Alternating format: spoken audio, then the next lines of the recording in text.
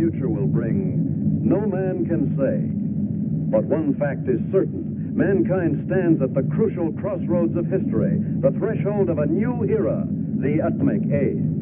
For the people of the West, skilled in the uses of science and technology, the atomic age is profoundly significant. Across a continent enormous in its agricultural potential, Americans have drawn from the earth a rich cities, have reared towers into the sky, have spun intricate networks of highways across the land. By the application of science, industry has grown increasingly productive, making possible a good way of life. With assurance, Americans look with an abiding faith to the future. For many, citizen and scientist alike, atomic energy means the promise of a more abundant life. But for many another, the atom is a threat, an evil promise, the paralyzing panic of our time. Thus, to answer the perplexing question of the atom and its implications, the people have turned their attention to the forum of public affairs, have sought to search out realities, to find the facts, or to listen to men of science, like Dr. Jeremiah Morley, famed geologist, the embattled founder of the now defunct Society to Save Civilization. It was Morley who told a Los Angeles audience that a series of atomic explosions, either accidental or deliberate, could set off a chain reaction to annihilate every man, woman, and child on the face of the earth. It could cause the death of every living thing. In a gloomy report, Morley took a dim view of history, recalled the tragically repetitious story, the decline and fall of all past civilizations. Said Morley, modern civilization could, by the phenomenon of atomic fission, be brought to dust and ashes. For example, if an A-bomb were detonated at the Empire State Building, the area of total destruction would cover an area of 2 miles. Now, since the A-bomb is already obsolete, consider the area of total destruction of an H-bomb. Science has promised us bombs 1,000 times more powerful, poisoning with radioactivity all the air and water of this earth. This could mean not only the end of our own civilization, but the very possibility of any future civilization. What are we going to do about it? I'll tell you what I am going to do about it. I have a plan to preserve human life on this planet. I hope you will join with me in carrying it out.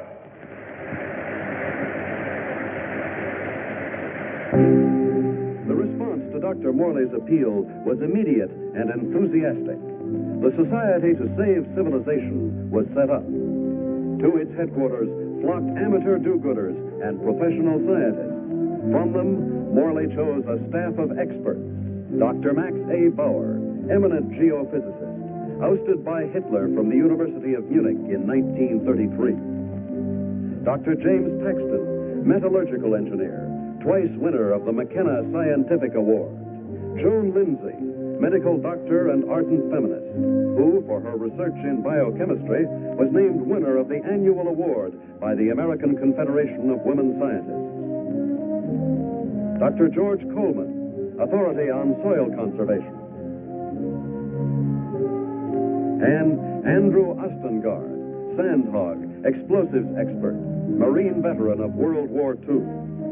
It was this team, qualified each in his own way, that helped set in motion Morley's audacious project, a daringly planned program, which he took 3 months later to the board of directors of the Carlyle Foundation.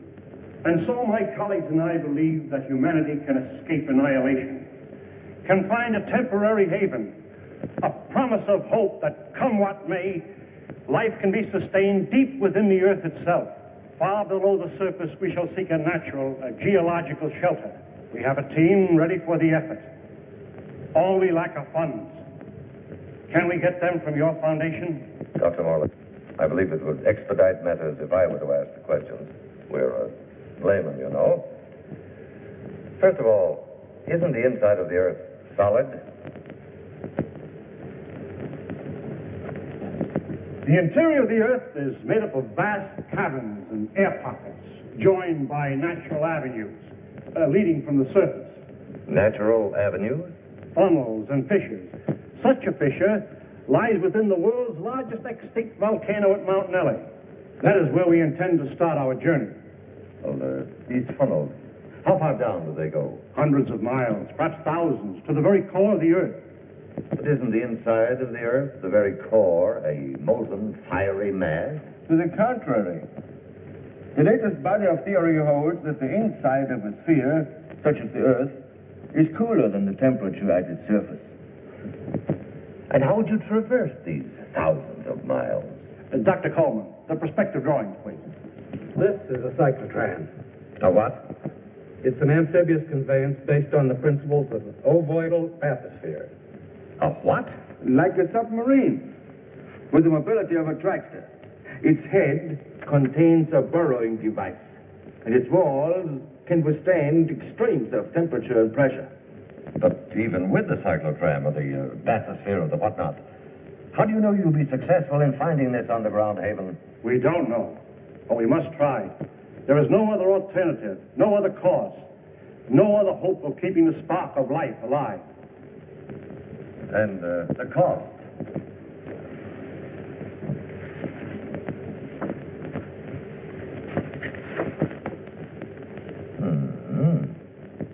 That's a lot of money, Dr. Morley. Well, surely you don't expect... But we do. I know you and your committee mean well. Mean well. Next you'll be calling us starry-eyed idealists. Dr. Lindsay, you're out of order. The whole world is out of order. And I suppose you and your associates can set it right? We couldn't have said it wronger if we tried. The appropriation was denied. To carry on his work, Dr. Morley issued repeated appeals to the members of the organization. It failed. And so, last week, the Society to Save Civilization was itself extinct. And one of its leaders, Professor Jeremiah Morley and his enthusiastic colleagues. Where were they headed after a year of devotion to a lost but spectacular cause? To newsreel reporters, Dr. Morley had only this to say. We have no plans. We have no hope.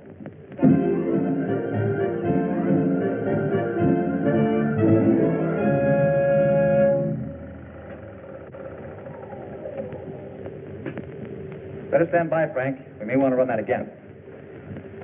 Well, gentlemen, what do you think?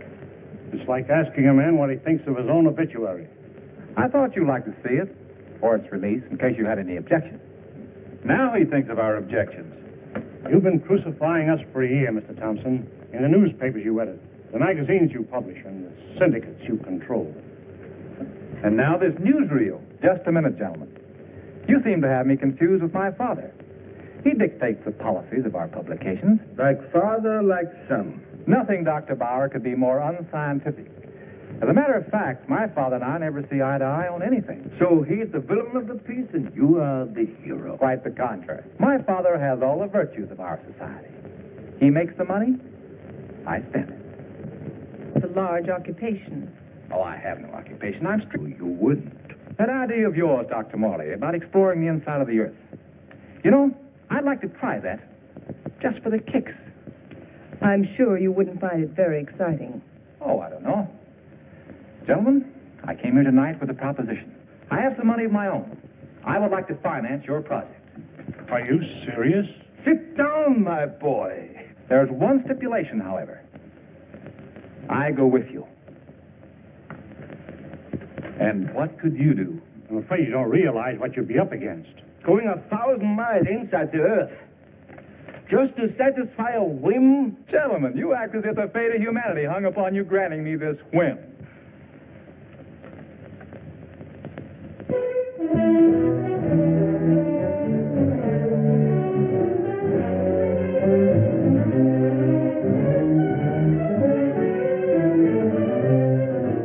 Plans for the expedition are being completed ahead of schedule. And Morley is pleased with our progress. The cyclotram nears completion. Adequate nutrition in concentrated form has been perfected. And for an auxiliary water supply, the Sloan H2O condenser will be used. By the study of our laboratory animals in a new environment, we expect to gather important scientific data. At last, the cyclotram is ready to be loaded aboard the SS Aurora.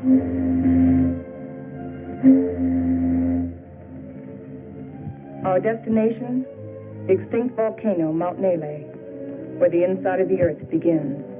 This was our base, a lonely, desolate beach at the foot of the extinct volcano.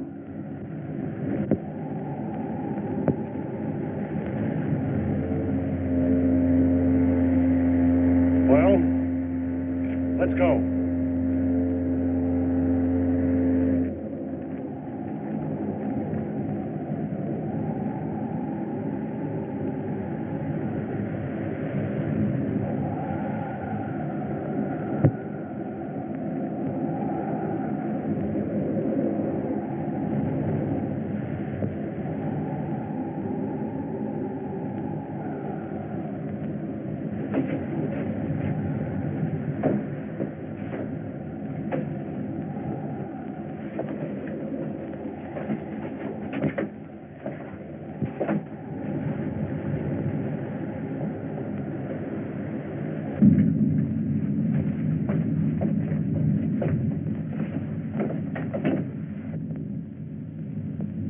What a place to spend our last night on Earth. You sound like we'll all be dead in the morning. It's a possibility if we stay here.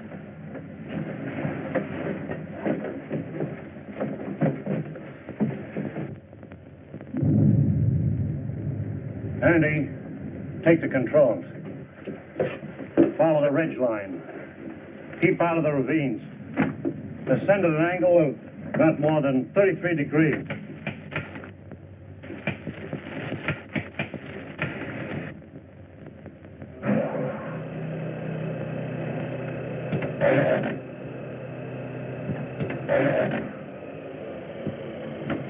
Something's wrong.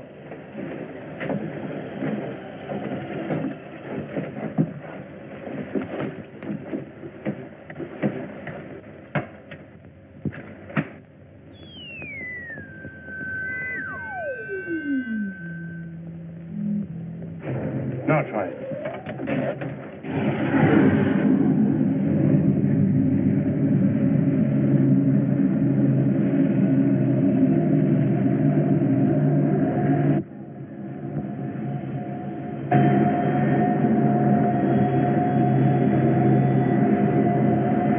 Sustain 2,000 RPM.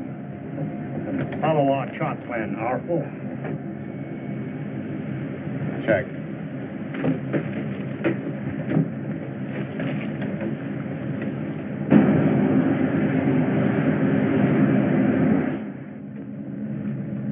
What's our elevation now? Approaching 6,300 feet. Angle of ascent, 19 degrees. Speed constant, 2,100 RPM.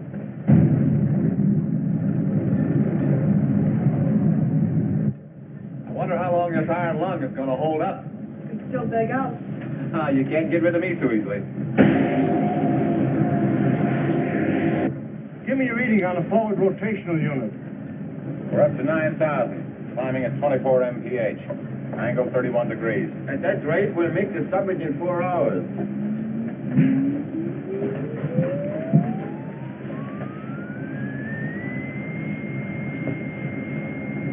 Dr. Morse, we are meeting some unstable isotopes. Increase the lateral units in 12,000. Hey, this is getting rough.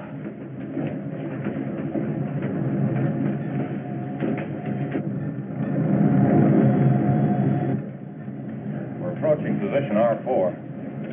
Our computations show an error of less than plus 0.14. Good. We'll reach the summit in 30 minutes.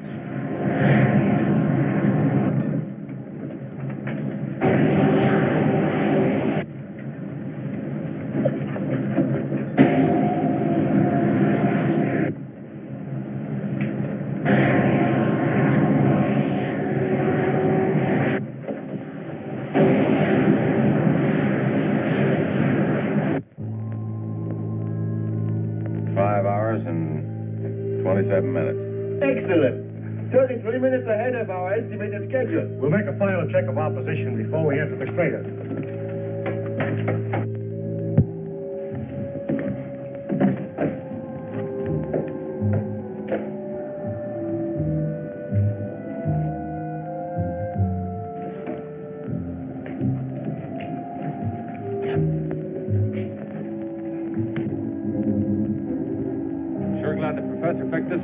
for our expedition. Maybe this one could come to life, too. No, not a chance. No bet on it.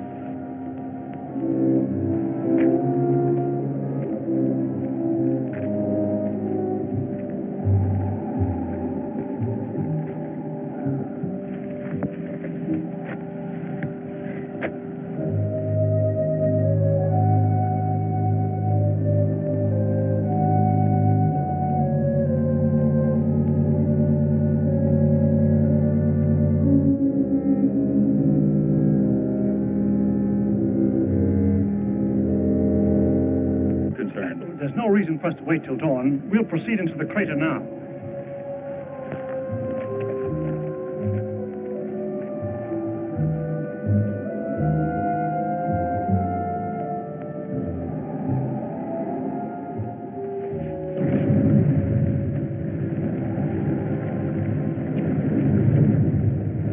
One last look at the Earth. Yeah. What a way to remember it. Downward spiral. Keep to the inside ledges. Speed 1,200 RPM.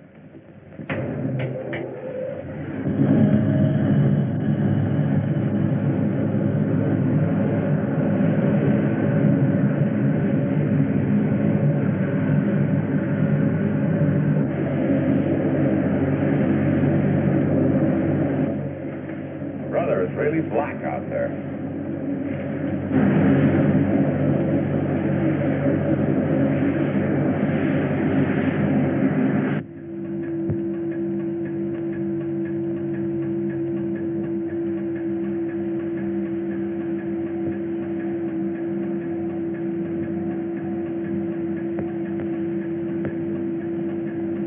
As we descend ever deeper into the volcano, I have observed no unusual physical symptoms. Paxton seems withdrawn, irritable, but with such an annoyance as Wright Thompson present, the condition may not be considered abnormal. The descending ledges are getting awfully narrow. We must be at position R18. Yes, we are. Cut the switches.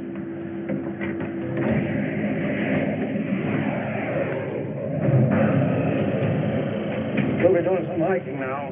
You better have some breakfast.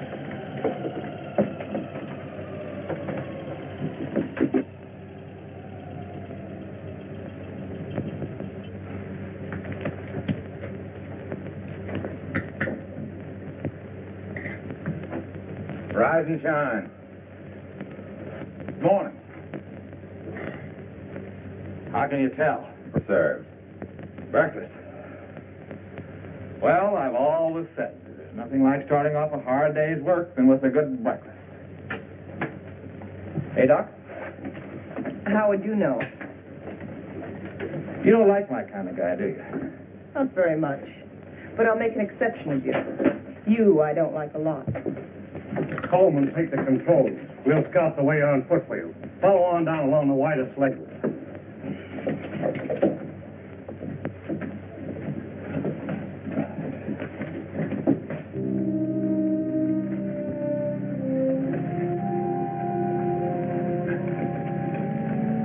What's that, it's loose? What's the matter? I don't like it. What did you expect in here? A Garden of Eden? I'm not talking about volcanoes. I mean Wright Thompson. He doesn't belong here. None of us belongs here. We're doing what has to be done. He doesn't feel that responsibility. He's just a useless piece of excess baggage, a selfish thrill seeker. But without him, there'll be no expedition. Pardon me.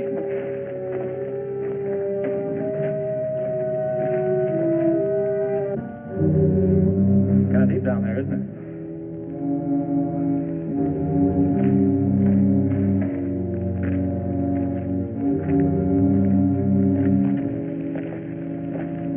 Nice friendly bunch, those scientists. Oh, what's your trouble? Oh, nothing, but don't they ever talk? Not unless they got something to say. That's the way it is with smart people. Maybe they're not so smart. Maybe they don't know what they're doing down here. Listen, Buster. Each one of them has taught us more colleges than you flunked out. So what are you doing down here among all those brains? I managed to make myself useful. Might be well if you did the same thing. Doing what? This.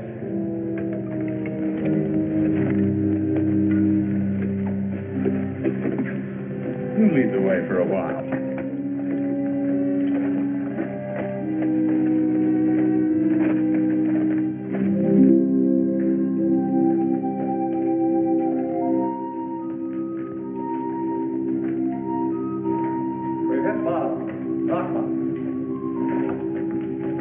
Hello, Coleman. Coleman, come in.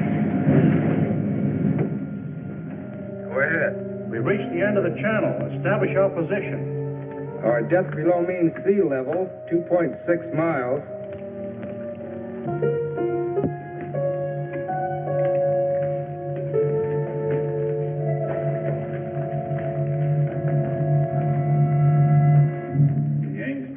Underground Geological Expedition reached this point June 12, 1938, and was unable to proceed further.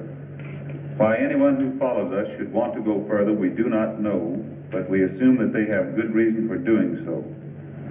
Good luck. If Engstrand were living today, he'd know the reason. The world has changed since 1938. The world has changed since yesterday. We better get to work.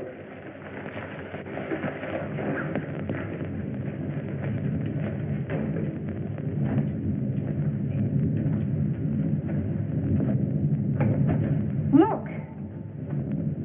That's pressure from the other volcano. We'll have to work this side.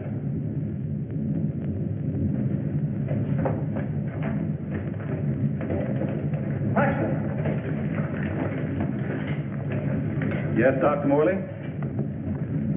Start making density readings on that wall over there. Yes, sir.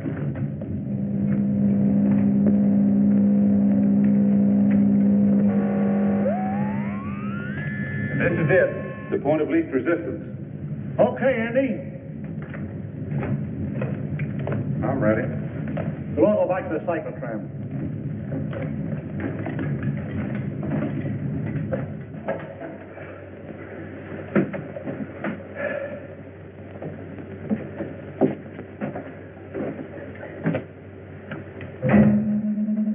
Fuses 1 and 2 set.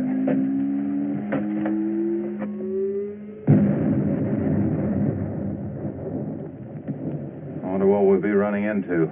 There's only one way to find out.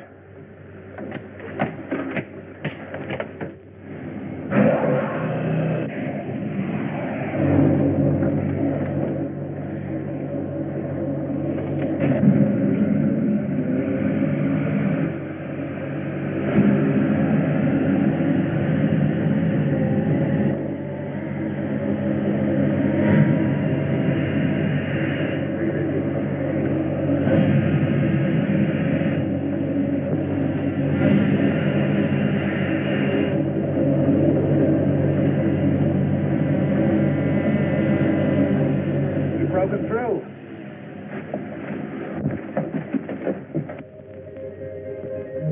Looks like a tunnel. So far, so good. Put on your gas mask just in case. Coleman, we'll set the pace. You follow along with the cyclotram.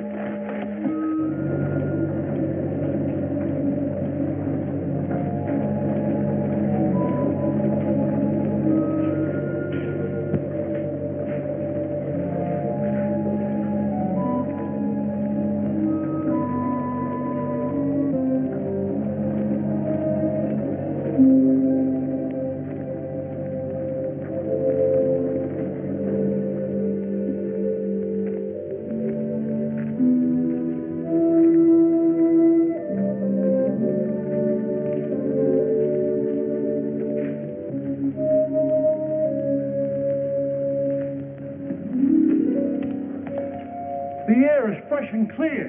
You can take your masks off. Pressure seems normal.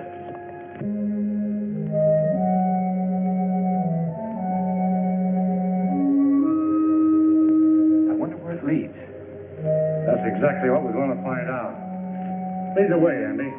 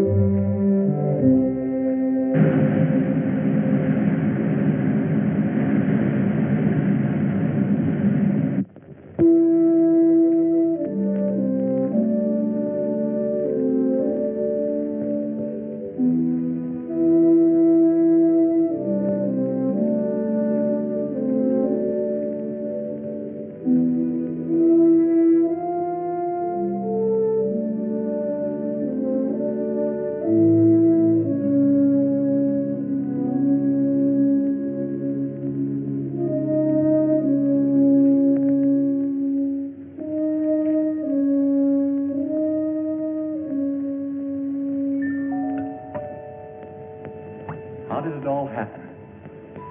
Long time ago. The earth above was covered with water. And when the sea vanished, it left great limestone deposits behind. Was all this limestone? Yes. And then the water gathered in underground streams and carved out the soft limestone. Drop by drop, year by year, the water dissolved the stone. Each drop carried a tiny particle of sediment. That's what formed these columns. About an inch every 1,000 years. Well, how long did this whole process take? About 200 million years. Hello, Coleman. Coleman, bring up the tram. We'll proceed from here.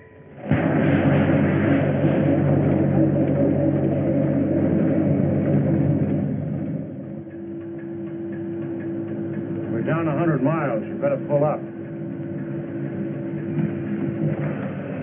Cut the switches.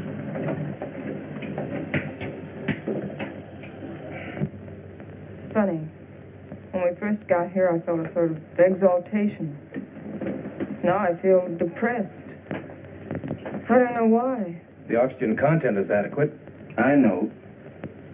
But I too feel suffocated. Maybe it's the unreality of this place. You know, once when I was working in the Holland Tunnel, I got cut off from my crew for 10 hours. I felt this way then.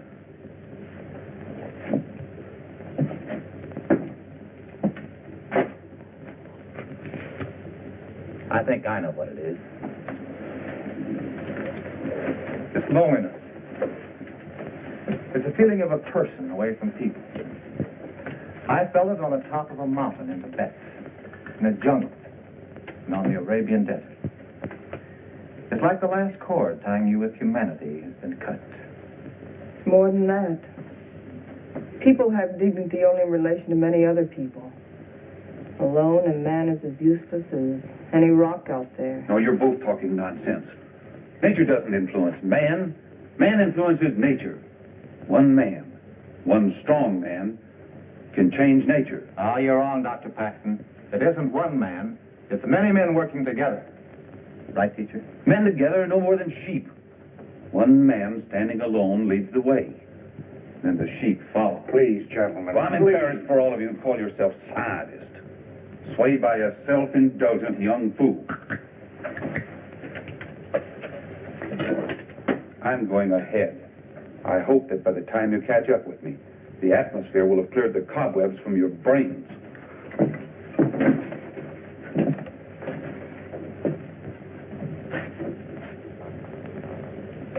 I'd better go with him. It isn't safe for a man to be alone down here. Ah, he's all right.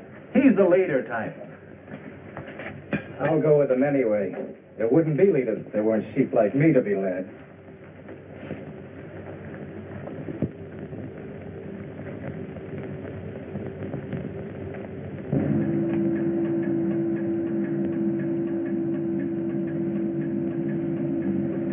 I still don't see any sign of Paxton and Coleman. Well, keep going.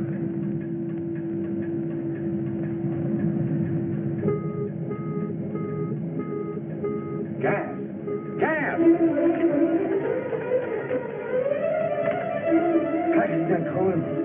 They forgot their gas mask.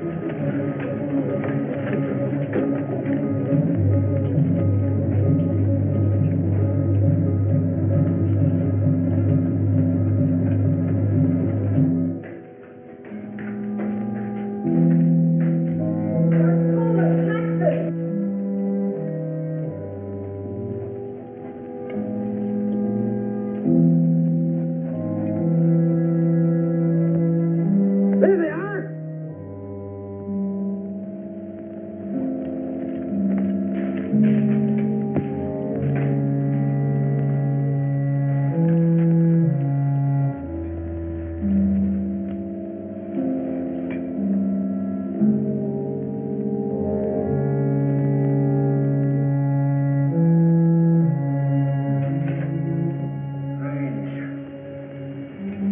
Digging a grave 110 miles under the earth.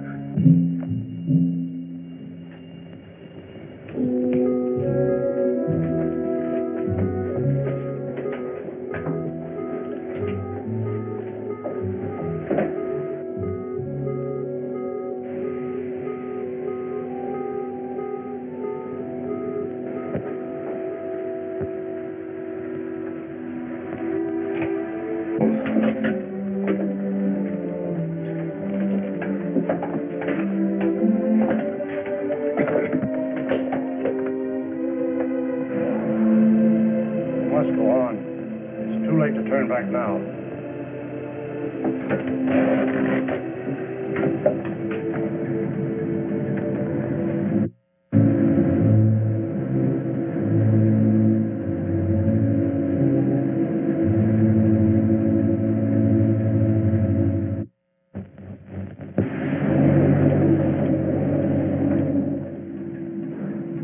No. And it?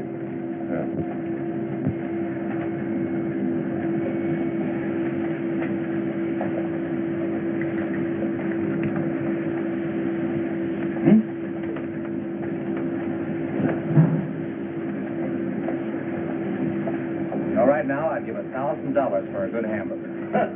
And another 1,000 for onion sauce.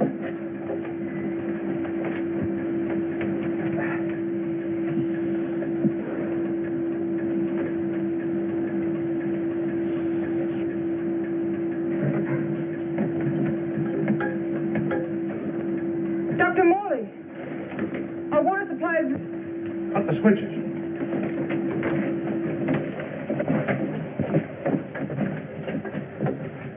Polluted by the gas fumes. Yeah, somebody left it open. Back there just before Paxton and Coleman took off. I guess I forgot to close it. It was an accident. An accident? We may never find water again. Now I suppose you'd give $1,000 for a glass of that. Andy, there's a job to be done. We've got to find water fast, and in this area. Yeah, I know. We got about a chance in 1,000 of finding it.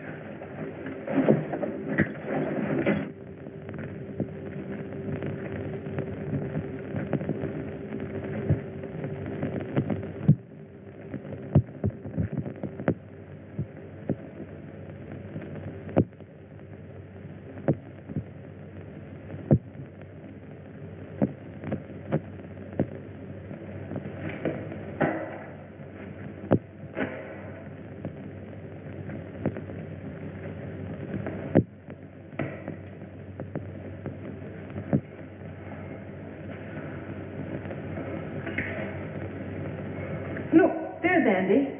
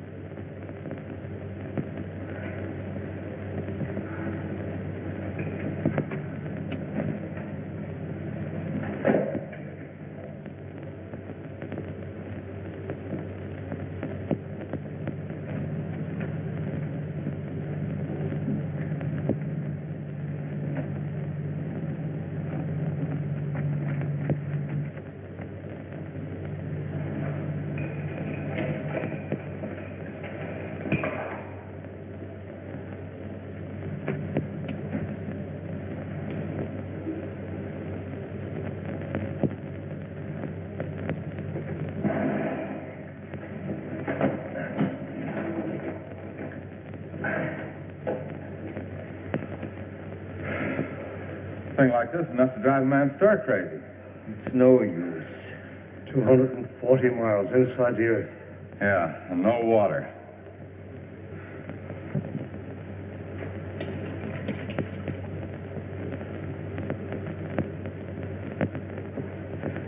Here. I've been stating it to the animals.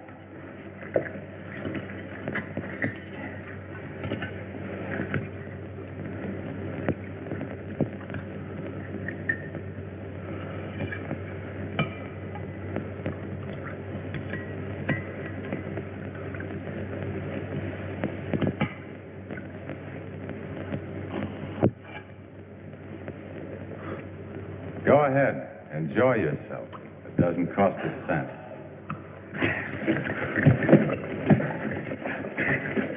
Stop it!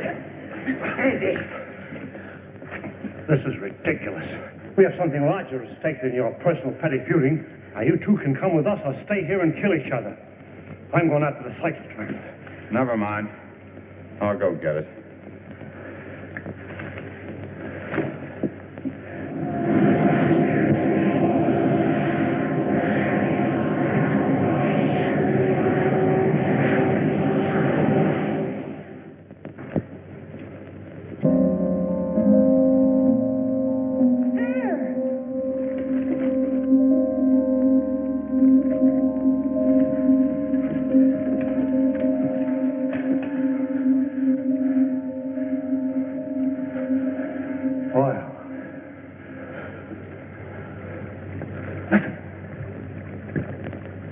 Sounds like running water.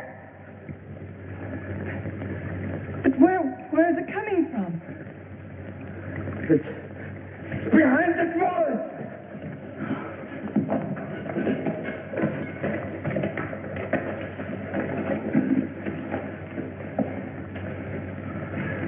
It is running water. Well, why don't we go through the wall of the cyclotram? No. Just as brother. There's still such a thing as too much butter. It could be an underground sea. Andy, bring a couple of heavy hammers.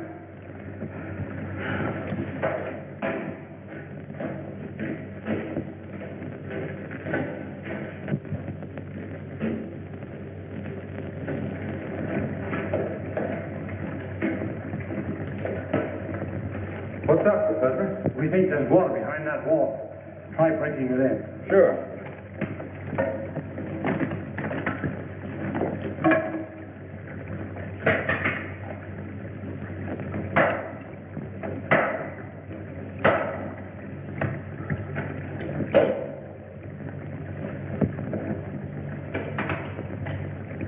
I brought 2 hammers, you know.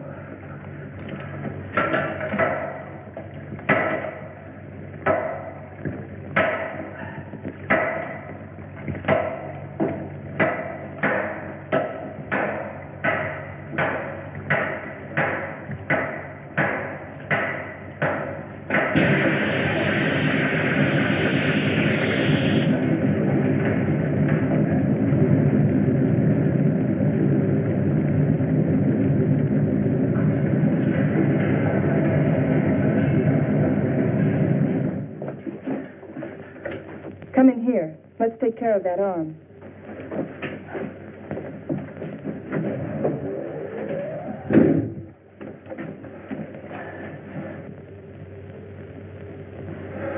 The outside temperature's rising fast. It's up 280 degrees now. It looks as if it could go on forever.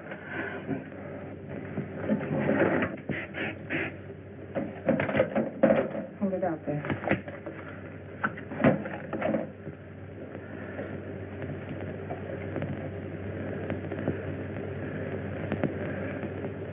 How's the temperature? It's dropping fast. The outside pressure's dropping, too. Good. Condensation will soon take place. There. You're a pretty good doctor at that. You're a pretty good patient at that. Thanks. Here. I'll put this on.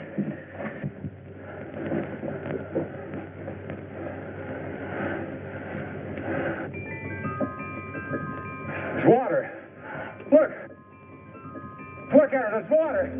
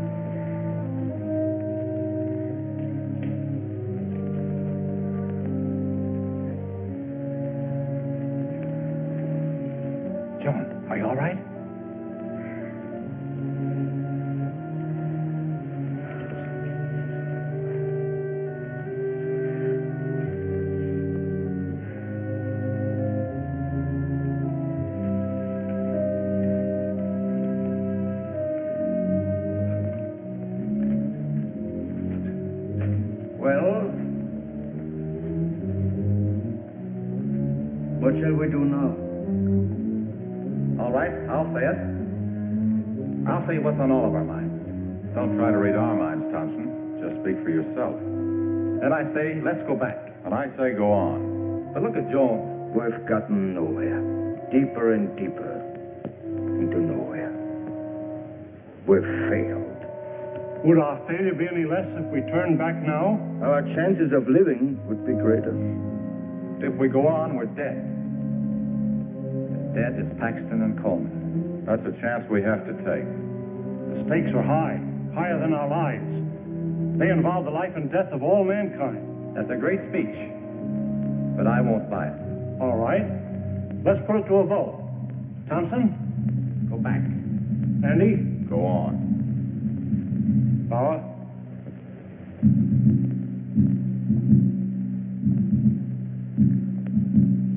Go back. Go on. Seems to be a deadlock. I suppose none of us would like to reconsider?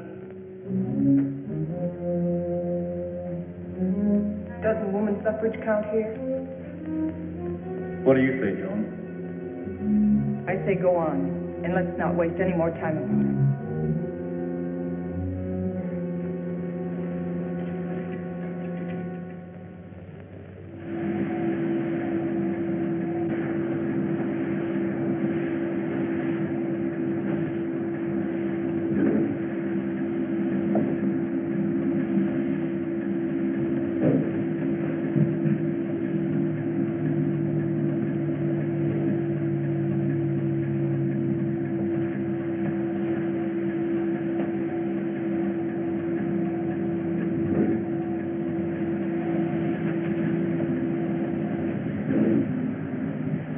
How are those burns coming along? Good as new.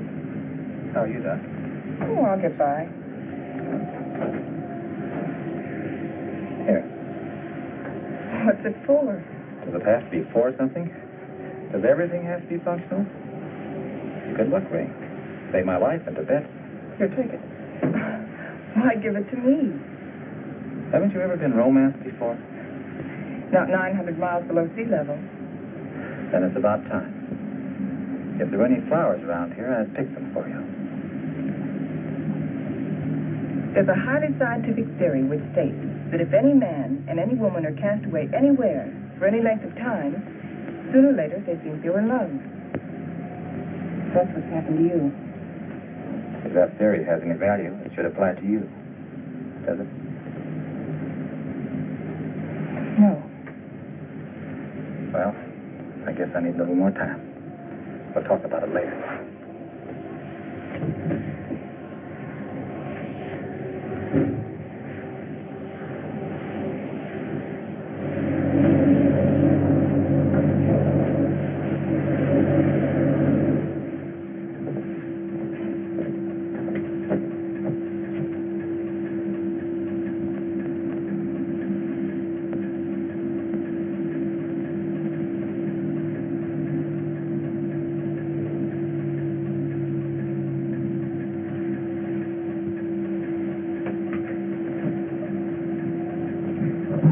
Hey, how about pulling the jalopy level for a minute? Just long enough for us to get out of these straitjackets and stretch.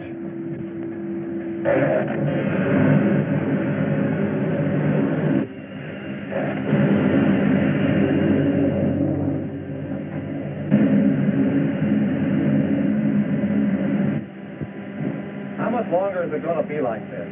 All right, what difference does it make? Plenty. If it's going to be like this the rest of the way, why go on? Why waste time?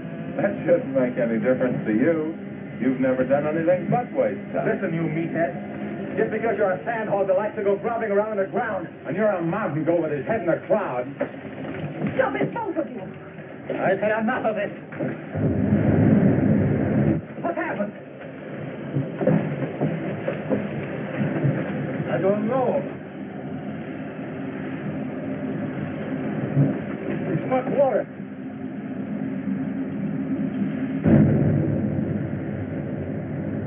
We are out of it.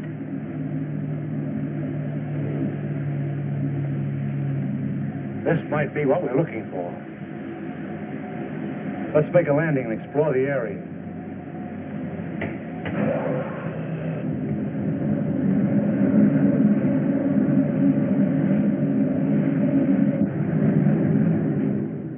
It's got a high calcium content, but it's drinkable. Hey! Look what I found!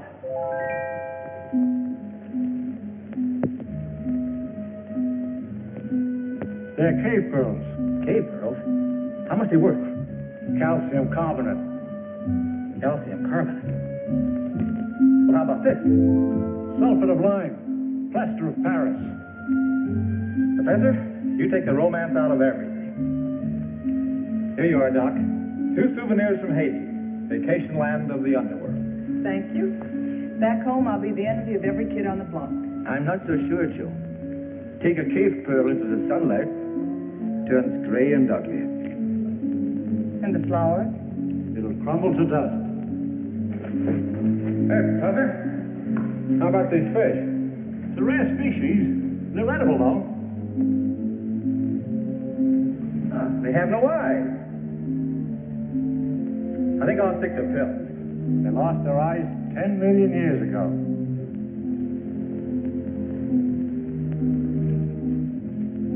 What kind of a place is this? Flowers that crumble to dust in your hand. Stones that look like pearls.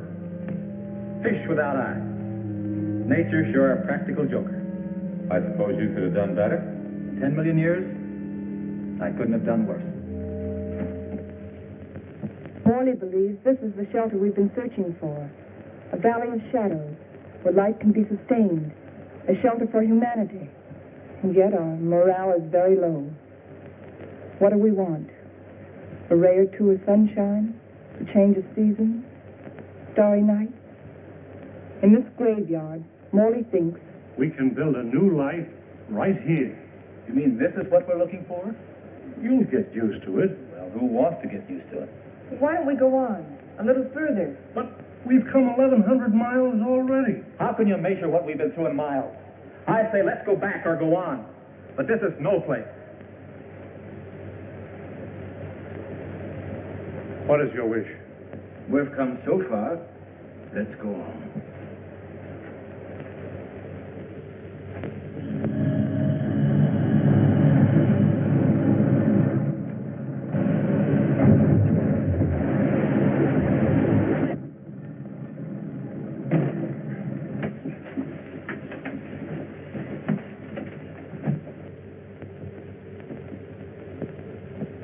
Well? Which way do we go?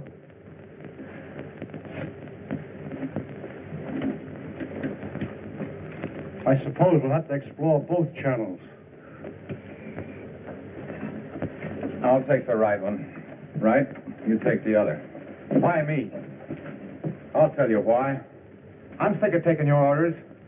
That's the trouble with you, Thompson. That's all you do is take, you never give. Without me, there wouldn't have been any expedition. Well, that's not enough. It's time you gave something yourself and not your pocketbook. Andy. We might as well get started.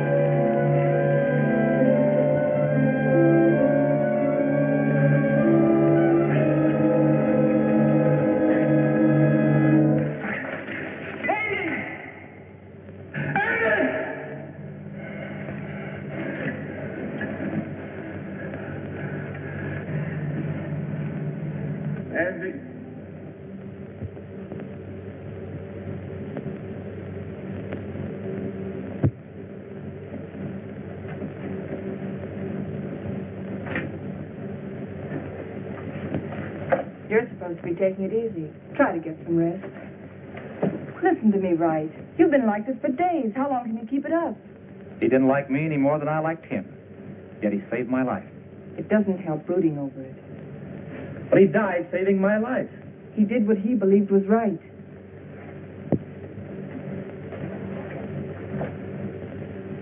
My trouble was, I never believed in anything. You can start now.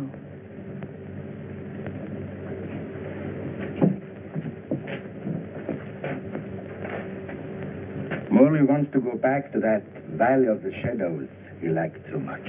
Well, it's better than this, but it isn't good enough. What do you want to do?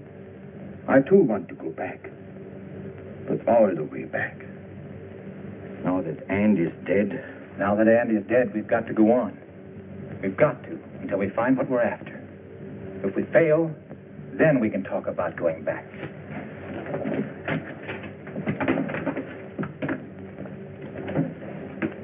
Over there.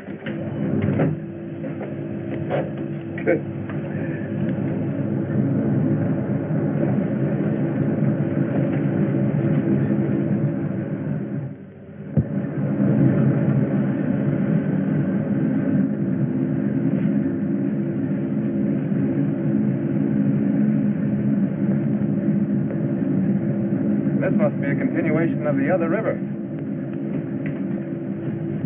No, I think it's just a seepage from it. Listen. What's that?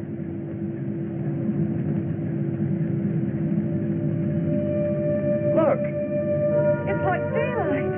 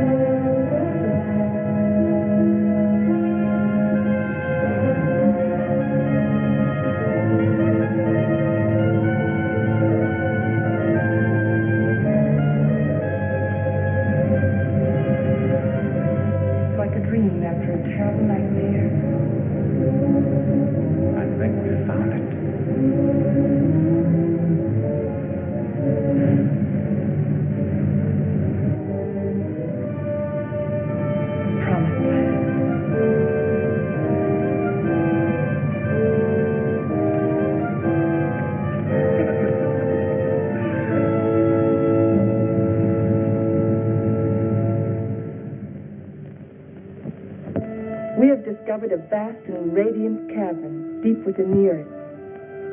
Along the shores of this incredible cave lies a great underground sea, gathering up the waters of the earth. A strange, sunless light is reflected from the phosphorescent dome. The glowing peaks are weathered and sharp, and the gullies deep. The wind is soft, and the climate pleasant. Vapors rise up into the bright dome, forming luminous clouds.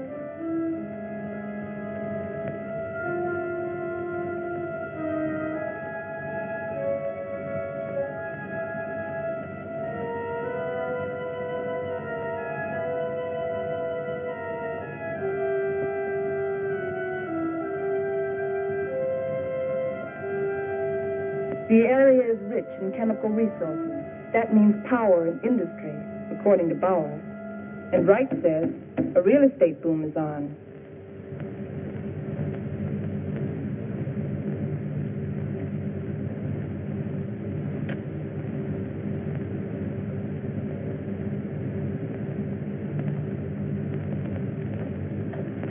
You got a match?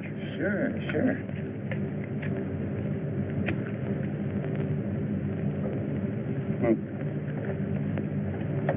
How you coming, Professor? Still feeding those rabbits? They eat like pigs.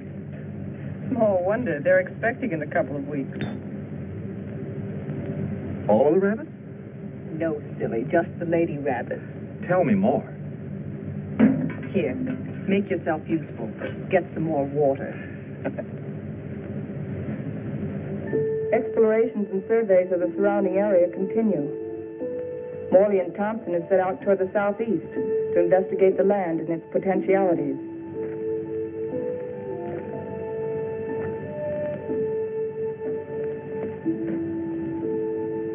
This is a strange kind of sand. That's not sand, that's volcanic ash. The ash will make good fertilizer for our crops. Crops. Let's face facts, Morley. This is a desert. The very word means deserted by life. And you talk about crops. It can be irrigated. This country has everything. Water, soil, air, heat. Yeah, you're forgetting one thing, though. No sunlight. Science can adjust that. Crops can thrive without sunlight. Perhaps.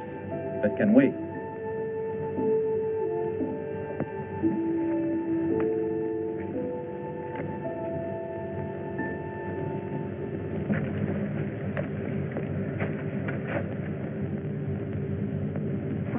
What sort of species is it?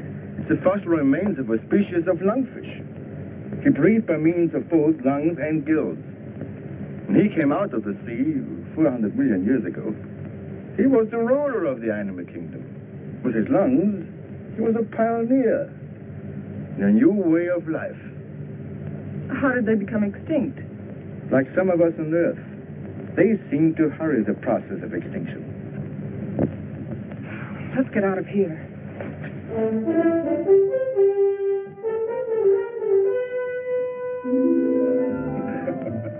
What's the matter? You act like you swallowed a canary for breakfast.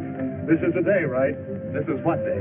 The day we're expecting the first litter of rabbits. Well, who's going to pass the cigars around? You apparently don't realize the importance of it. Oh, I'm sorry. By observing the rabbits, we've already learned that they respond to nature basically as we do, as any mammal does. And from their young born today, we can predict how our own young will respond in the new world. Dr. Morley, follow. Come on. You go ahead. I'll get plenty of hot water.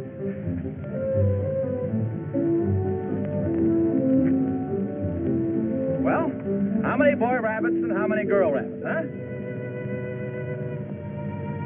What's the matter?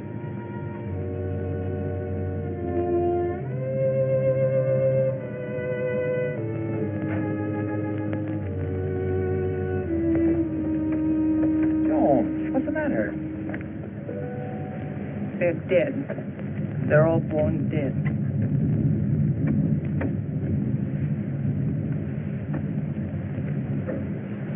I can't understand it. Why? There must be some cause, some biological reason. We've been searching for causes. Our investigations have been checked, tests rechecked. Examination of genetic tissue proves that all experimental animals born here are sterile.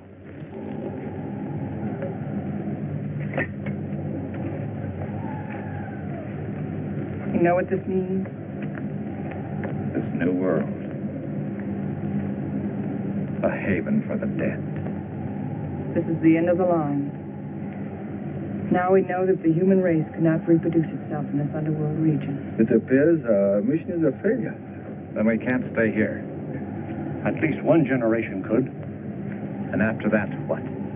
The end of humanity. That I won't accept. Neither can you run away from facts.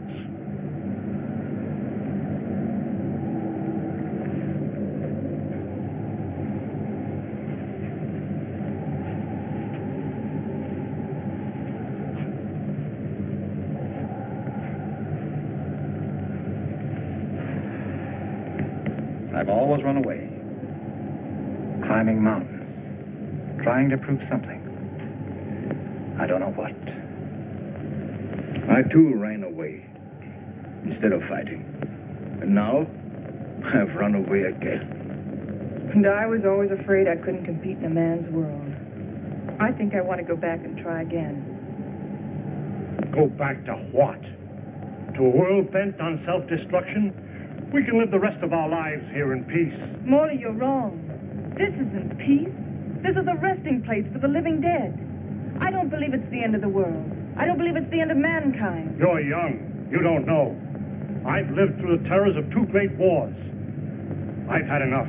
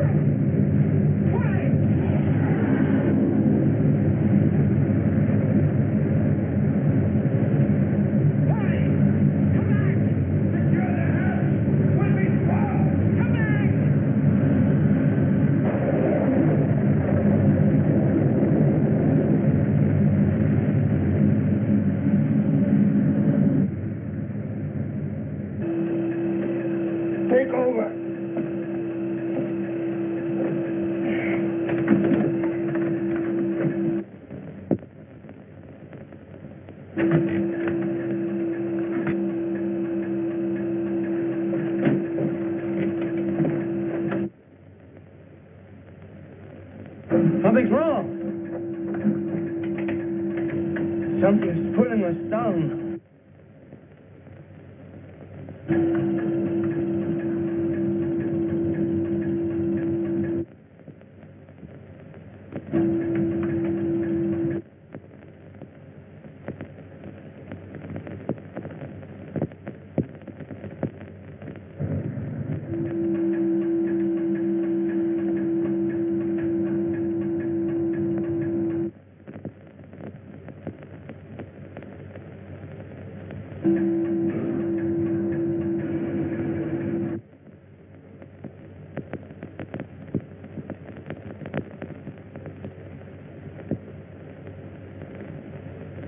We are lost.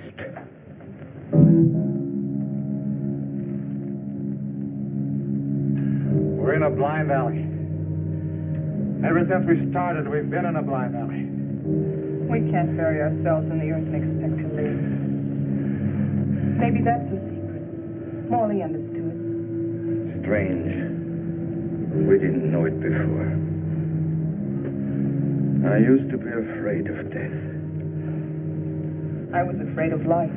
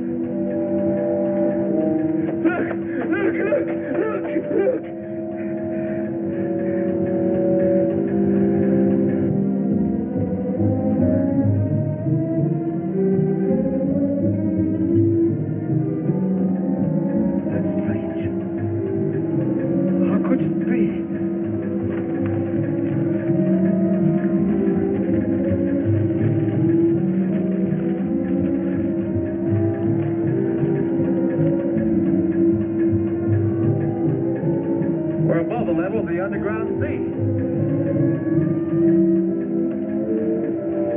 We found a channel to the upper ocean.